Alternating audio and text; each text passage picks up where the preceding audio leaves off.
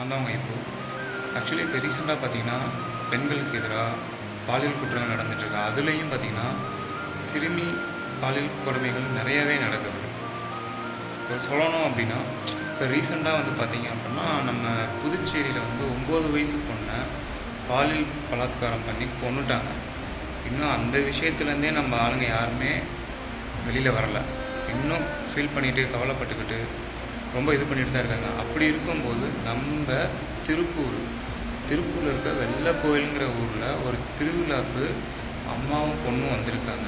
அப்படி வந்ததில் அவங்க வந்து மார்னிங்லேருந்து ஈவினிங் வரைக்கும் நல்லா திருவிழாவெல்லாம் என்ஜாய் பண்ணியிருக்காங்க. நைட் டைம் வந்துட்டு பாட்டு கச்சேரி பண்ணியிருக்காங்க. அப்போ அந்த டைமில் வந்து அந்த பொண்ணு வந்து காணாமல் போயிடுறாங்க.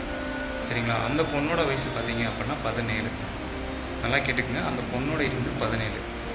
அந்த பொண்ணை வந்து 6 பேர் கடத்தி அந்த பொண்ணை பாலியல் பலாத்காரம் பண்ணியிருக்காங்க. ஸோ இந்த மாதிரி பண்ணிக்கிட்டே இருந்தாங்கன்னா என்ன தான் தீர்வு? சொல்லுங்கள், நீங்களே சொல்லுங்கள். ரொம்பவே எல்லாருமே பயந்து போயிருக்காங்க. என்ன பண்ணலாம் நீங்களே சொல்லுங்கள் கமெண்ட்ஸில். தேங்க்யூ.